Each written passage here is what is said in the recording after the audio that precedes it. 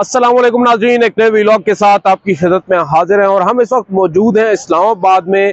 और आप मेरे अकब में देख सकते हैं कि पीडीएम के जो कारकुनान हैं वो बड़ी तादाद में यहाँ पर इस वक्त मौजूद हैं और ये लोग वापस अपने घरों को रवाना है। आज पीडीएम ने कॉल दे रखी थी और सुप्रीम कोर्ट के सामने एक बड़ा इज्तिमा हुआ है। अनडाउटेडली बहुत ज़्यादा लोग वहाँ पर शरीक हुए हैं, मगर दावा यह किया गया था या कहा यह गया था कि एक धरना होगा। ऐलान भी धरने का हुआ और जगह भी सुप्रीम कोर्ट के ऐन सामने थी। मगर फिर अचानक ऐसा क्या हुआ कि आज जो मौलाना फजल रहमान है उन्होंने अपनी तकरीर के इख्तिताम पर यह कहा कि हम धरना जो है वो ख़त्म कर रहे हैं और दोबारा से कारकुनान को कॉल देंगे। दिन भर की जो कार्रवाई थी वो आपके सामने है। दिन भर आज मुख्तलिफ जो पीडीएम के रहनुमा है वो स्टेज पर आए और स्टेज भी आपको मालूम है। आज जो जजेस का गेट है सुप्रीम कोर्ट में, सुप्रीम कोर्ट के दो बेसिकली गेट्स हैं, शाराए दस्तूर पर दोनों खुलते हैं। एक है आम पब्लिक के लिए, वकला के लिए जो रोजाना की बुनियाद पर सुप्रीम कोर्ट में आते हैं या हम सहाफ़ी, वो उस गेट से दाखिल होते हैं। जबकि दूसरा गेट है जो जजेस गेट है, उस गेट से सिर्फ और सिर्फ जजेस जो है उनकी एंट्री होती है और कोई भी फालतू शख्स उस गेट से अंदर दाखिल नहीं हो सकता। मगर आज जो स्टेज लगाया गया पीडीएम का, वो स्टेज भी जो जजेस का गेट है उसके ऐन सामने लगाया गया और उस गेट को ब्लॉक कर दिया गया। इवन दो हमने ये भी देखा कि जो कारकुनान थे मुतअद्दिद वो उस गेट को फलांगते भी नजर आए। उसके कुछ विजुअल्स भी हमने बनाए, कोशिश करेंगे आपको वो विजुअल्स भी दिखाने के। बुनियादी तौर पर जो आज हमने देखा है ओवरऑल जो प्रोटेस्ट था, लोग इकट्ठे करना is not a big deal आज के दौर में। और बिलखसूस मौलाना फजल रहमान की जहां तक बात है, मौलाना फजल रहमान के पास इतनी मैन पावर मौजूद है कि वो जब भी चाहें एक बड़ा पावर शो कर सकते हैं। आपको मालूम है मदरसों में जो उनका इन्फ्लुएंस है, जो तालिब इल्म है वहाँ पर उनके मदरसों में जो ज़ेर तालीम है, कम अज़ कम वो तो जो मौलाना फजल रहमान है उनकी कॉल पर आते ही हैं। मगर आज मुख्तलिफ जो सियासी जमातें हैं उनकी जानिब से भी दावा किया गया था, दावे किए गए थे। मुस्लिम लीग नवाज, पाकिस्तान पीपल्स पार्टी और मुतअद्दिद जो छोटी बड़ी सियासी जमातें हैं, कुल 12 जमातों का ये इत्तेहाद है पीडीएम। उस हवाले से अगर देखें तो उतने ज़्यादा लोग नहीं आए। 95% लोग जो थे वो मौलाना फजल रहमान के थे। अंसारुल इस्लाम की एक बड़ी तादाद थी, जो इनका एक दस्ता है जो रज़ाकार हैं और जो सिक्योरिटी फ्राहम करते हैं मौलाना फजल रहमान को या उनके जलसों और रैलियों को, उनकी ही बड़ी तादाद मौजूद थी। और उसके साथ साथ जो दीगर शुरका थे वो भी थे। मगर मुस्लिम लीग नवाज के जो कारकुनान हैं वो ना होने के बराबर थे। कम अज़ कम मैं वहाँ पर सारा दिन मौजूद रहा हूँ। सुप्रीम कोर्ट के अंदर भी हम केस को कवर करते रहे। आपको मालूम है आज नज़रसानी दरख्वास्त समाअत के लिए मुकर्रर थी इलेक्शन कमीशन की और इंतखाबात का केस था जिसमें बड़ी अहम ऑब्जर्वेशन आई हैं, वो हमने कवर किया। 12:30 बजे का वक्त मुकर्रर था, हम सुबह 9 बजे पहुँच गए थे। हमने शाराए दस्तूर पर जो धरने के शुरका उस वक्त पहुँचना शुरू हुए थे, उनसे बातचीत भी की और उनको देखा भी कि कितनी तादाद है उनकी। और उसके बाद खैर जब हम कमरा अदालत में समाअत को कवर करने के लिए गए तो बाद में बाहर निकले और हमें मालूम पड़ा कि एक बड़ा मजमा इकट्ठा हो चुका है और जजेस के जो गेट है उसके सामने स्टेज को लगाया गया है। और उस स्टेज पर मरियम नवाज और मुख्तलिफ जो मरकजी कायदीन है पीडीएम के, उन्होंने बड़े जोशीले किस्म के खिताब भी किए हैं। एक बड़ा दिलचस्प वाक़या हुआ है। हम जब सुप्रीम कोर्ट के कमरा अदालत नंबर 1 में मौजूद थे, जो कि सुप्रीम कोर्ट का सबसे बड़ा आप कह सकते हैं कि एक कमरा है और बहुत बड़ा उसमें रूम, उसमें काफ़ी ज़्यादा स्पेस काफ़ी ज़्यादा होती है और उसकी छत जो है वो काफ़ी ऊंची है।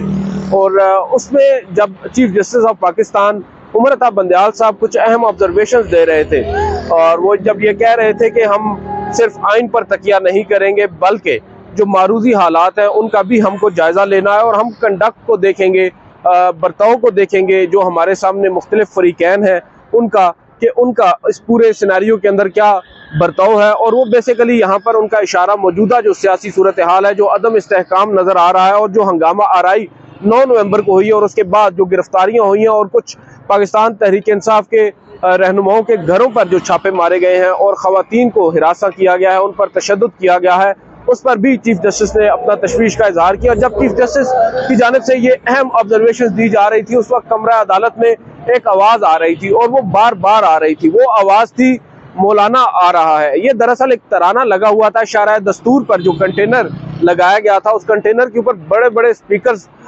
लगाए गए थे और उन स्पीकर्स पर यह तराना बार बार रिपीट हो रहा था और उसके साथ साथ कुछ नारों की भी आवाज़ें आ रही थी और वो नारे थे जस्टिस उमर अता बंदयाल के खिलाफ। और वो नारे हम यहाँ पर कह भी नहीं सकते, इतने तौहीन आमेज वो नारेबाजी की गई है और इतनी गैर जिम्मेदाराना किस्म की तकारीर आप कह सकते हैं कि वहाँ पर हमने भी सुनी है। और जो चीफ जस्टिस ऑफ पाकिस्तान है, गो कि आप उनकी राय से इख्तिलाफ कर सकते हैं, उनके फैसलों से इख्तिलाफ कर सकते हैं। जो फाजिल जजेस हैं दीगर सुप्रीम कोर्ट के, जो जिनको चीफ जस्टिस का हामी जजेस या उनको हम ख्याल जजेस चीफ जस्टिस का कहा जाता है, उनके बारे में भी उनके मुख्तलिफ ऐसे फैसले हैं जिनको मैं पर्सनली ये समझता हूँ कि वो दुरुस्त शायद नहीं है। मगर आप उनसे लाख इख्तिलाफ रखें, मगर इस तरह की ज़बान पब्लिकली इस्तेमाल करने से हम ये तासुर देने की कोशिश कर रहे हैं, हमसे मुराद हमारे जो सियासी रहनुमा हैं वो ये तासुर देने की कोशिश कर रहे हैं कि पाकिस्तान की अदालतें शायद बिकाऊ हैं, पाकिस्तान की अदालतें शायद एक जानिब झुकाव रखती हैं और झुकाव का इल्ज़ाम वो लगा रहे हैं जिनके बारे में माजी में भी मुतअद्दिद मिसालें मौजूद हैं। उनकी ऑडियो टेप भी जजेस के साथ गुफ्तगू की वायरल हो चुकी हैं और उनके ऊपर आज तक कुछ नहीं हो सका। चीफ जस्टिस थे साकिब निसार साहब, उनके दौर में उन्होंने एक रोज़ खुद ये बात कमरा अदालत में कही कि उनको जो है वो पैगाम भिजवाए जाते हैं मुख्तलिफ उनके रिश्तेदारों के हाथों। इस तरह की कोशिशें भी वही लोग करते रहे हैं जो आज जजेस पर जानिबदारी का इल्ज़ाम लगा रहे हैं। जजेस भी दूध के धुले नहीं हैं। आज जो चीफ जस्टिस ऑफ पाकिस्तान की ऑब्जर्वेशन है, मैं तो खुद उससे काफ़ी ज़्यादा डिसअपॉइंट हुआ हूँ कि आपने अपना एक फ़ैसला दिया है, एक मरतबा नहीं दिया, 2 दफ़ा नहीं दिया, बल्कि 3 दफ़ा आपने एक फ़ैसला दिया और अपने ही फैसले पर आप अमल दरामद कराने से हिचकिचा रहे हैं। अब आप मसलहत का शिकार हो रहे हैं। अगर आपने मसलहत का शिकार ही होना था तो उस वक्त अपने उन फाजिल जजेस या ब्रदर जजेस को सुन लेते जो उस वक्त आपको मशवरा दे रहे थे कि हमें पहले हाई कोर्ट को इस मामले को डिसाइड कर देना चाहिए, उसके बाद इसको टेकअप करना चाहिए।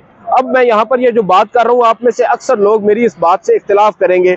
अगर आप अब माजी में चले जाएं, कुछ रोज़ कबल जब फरवरी के अंदर ये मामला टेकअप हुआ था, उस वक्त हाई कोर्ट में भी जो वो अपील्स थी वो पेंडिंग थी। अदालत ने जो हाई कोर्ट में अपील्स पेंडिंग होने के बावजूद 2 फाजिल जजेस के एक नोट के ऊपर और 2 मुख्तलिफ आइनी दरख्वास्तों पर आज खुद नोटिस लिया और मामला समाअत के लिए मुकर्रर किया। उसके ऊपर जो सुप्रीम कोर्ट के 4 फाजिल जजेस हैं, 9 रुकनी एक लार्जर बेंच बनाया गया था, जिनमें से 4 जजेस ने मुख्तलिफ मौक़ों पर चीफ जस्टिस की उस राय से इख्तिलाफ किया और ये कहा कि हमें ये जो दायरा इख्तियार है सो मोटो का, ये इस्तेमाल नहीं करना चाहिए। और दूसरी और सोल रीज़न, जो मेन रीज़न थी, वो ये थी कि मामला जब ऑलरेडी हाई कोर्ट में टेकअप हो चुका है तो हमें क्यों कर इसको यहाँ पर टेकअप करना चाहिए, हम क्यों जो है वो एक्सीड कर रहे हैं अपनी पास को। और जो हाई कोर्ट्स हैं वो भी आइनी इदारे हैं, आइन के ताबे हैं, उन्होंने भी आइन का हल्फ उठा रखा है, तो बेहतर होगा कि पहले उनको सुन लेने देना चाहिए और उसके बाद इवेंचुअली जब मामला हाई कोर्ट में कोई भी एक फरीक जब उसकी मर्जी का फैसला नहीं होता या वो मुतमईन नहीं होता तो वो इवेंचुअली सुप्रीम कोर्ट से ही रुजू करता है और जब हमारे पास आएगा तो हम उसको सुन लेंगे। अब यहाँ तक हमने मुझ समेत बहुत से लोगों ने उन जजेस पर तनकीद भी की कि जब चीफ जस्टिस ऑफ पाकिस्तान ने एक फैसला कर भी लिया है तो आपको कम से कम अपने चीफ का साथ देना चाहिए। यहाँ तक वो आर्ग्यूमेंट दुरुस्त था, मगर दूसरी जानिब उन साथी जजेस का भी आर्ग्यूमेंट गलत इस वजह से नहीं था कि आज मौजूदा हालात जो है इसमें जितने भी सेन माइंड्स हैं या जितने भी आप कह सकते हैं कि इंडिपेंडेंट सोच रखने वाले लोग हैं वो भी इस नतीजे पर पहुंचे हैं कि अगर उस वक्त चीफ जस्टिस ऑफ पाकिस्तान जल्दबाजी ना करते और जल्दबाजी में वो फैसला ना सुनाते तो शायद मौजूदा हालात मुख्तलिफ होते। 9 मई का वो वाक़या भी ना होता, इमरान खान की गिरफ्तारी की नौबत भी शायद पेश ना आती और इस तरह के मुख्तलिफ वाक़यात हैं। अब देखें आज जो सूरत हाल है और उस वक्त अगर हम थोड़ा सा इसको रिवर्स करते हैं, अदालत ने फैसला दिया 4-3 का फैसला है या 3-2 का फैसला है। अब हमारे सामने 3-2 का फैसला है। 3 जजेस ने इंतखाबात का कहा, 2 जजेस ने इख्तिलाफ किया, ओवरऑल 4 जजेस ने इख्तिलाफ किया। अब अगर वो 9 रुकनी लार्जर बेंच तश्कील पाता और मामला हाई कोर्ट में अब जो अपीलें हैं वो सुनने के बाद सुप्रीम कोर्ट में आता इवेंचुअली और फिर अदालत 9 रुकनी लार्जर बेंच बनाती और 9 रुकनी लार्जर बेंच उसके ऊपर समाअत करता, और मैं यकीन से कह सकता हूँ, दावा तो मैं नहीं कर सकता, लेकिन मुझे काफ़ी हद तक इस बात का यकीन है कि 9 में से 9 जजेस जो हैं वो ये फैसला देते हैं कि 90 रोज़ के अंदर इंतखाबात होने हैं, क्योंकि एक आप कह सकते हैं कि जो नाबालिग किस्म के लोग हैं जिनको आइन की थोड़ी बहुत समझ बूझ है, वो भी ये बात समझते हैं कि आइन के अंदर वाज़ेह तौर पर लिखा है कि 90 रोज़ में असम्बली की तहलील के बाद इंतखाबात होना तय है। और अगर वही 9 जजेस ये फैसला सुना देते और अदालत जो है वो ये कहती कि इंतखाबात करवाए जाए 90 रोज़ के अंदर, और सुप्रीम कोर्ट का ये एक मुतफ़िका फैसला होता, तो क्या आज हुकूमत के पास ये जवाज़ होता जो आज वो कर रहे हैं, जो आज शारा दस्तूर पर वो जजेस के खिलाफ तज़हीक आमेज़ गुफ्तगू कर रहे हैं। गो के ये जो हमारे हुक्मरान हैं इनसे कोई बाइद भी नहीं है, इनकी मर्जी के फैसले ना आए तो ये इस तरह के एहतजाज माजी में भी करते आए हैं, अब तो एहतजाज कर रहे हैं, माजी में तो ये हमले कर देते थे। मगर कम अज़ कम उनके पास वो इखलाकी जवाज़ मौजूद ना होता, या वो आप ये कह सकते हैं कि उस वक्त उनके पास इतने ग्राउंड्स लीगली भी ना होते कि आज जिस तरह वो कर रहे हैं, जो अदालती फैसला है उसको जवाज़ बना कर के हम तो 4-3 के फैसले को मानते हैं, 3-2 के फैसले को नहीं मानते। अगर वो बहस उस वक्त वो अदालत उस वक्त ये काम ना करती तो कम से कम आज ये बहस ना हो रही होती। और आपको याद होगा शाह महमूद कुरैशी ने अदालत के सामने खड़े होकर ये कहा था कि हमारे तो वजीर कानून भी ये कहते हैं कि फैसला 4-3 का है, 2-1 का नहीं है। तो ये दरअसल मामला जो है वो काफ़ी ज़्यादा आप कह सकते हैं कि ये एक वजह बनी, और आज जो कुछ भी हुआ है सुप्रीम कोर्ट के सामने और जजेस ने भी इसको सुना है। आपको मालूम होगा जजेस जो हैं वो आज अपनी जो रोज़ाना की एंट्री पॉइंट है वहाँ से वो जा भी नहीं सके शारा दस्तूर से, बल्कि वो आज गए हैं पार्लियामेंट हाउस। सुप्रीम कोर्ट से एक मुल्हिका रास्ता है, पार्लियामेंट को खुलता है और पार्लियामेंट से फिर वो एक रास्ता लेकर जजेस कॉलोनी की जानिब गए हैं। ये हमेशा माजी में जो PDM की आज इत्तेहादी जमातें हैं ये एक बात पर तनकीद करती आई हैं। चीफ जस्टिस जो पाकिस्तान तहरीक इंसाफ है कि उसने 2014 के धरनों में जो जजेस के रास्ता है उसको बंद किया था और जजेस को बड़ी मुश्किलात का सामना करना पड़ता था और वो मुख्तलिफ रास्तों को अपना कर सुप्रीम कोर्ट में आते थे। और आज उसी बात को इन्होंने खुद रिपीट किया है, और जो कि काफ़ी अफसोसनाक है। जहाँ तक बात है तकारीर की, तो वो आपको मालूम ही है ये सियासी लोग हैं और अपने आप कह सकते हैं कि जो पर्सनल डिसलाइकिंग है वो उनकी उन तकारीर से भी नज़र आ रही थी। बिलखसूस अगर मरीम नवाज़ की बात करें तो जिस तरह की आप कह सकते हैं कि ज़ुमानी किस्म की गुफ्तगू चीफ जस्टिस ऑफ पाकिस्तान के लिए कही गई है, जिन्होंने आइन के तहत हल्फ ले रखा है, वो काफ़ी ज़्यादा अफसोसनाक थी। आप सब अगली वीडियो में कुछ ज़्यादा डिटेल्स भी शेयर करेंगे। इस वीडियो में इतना ही, इजाज़त दीजिए, अल्लाह हाफ़िज़।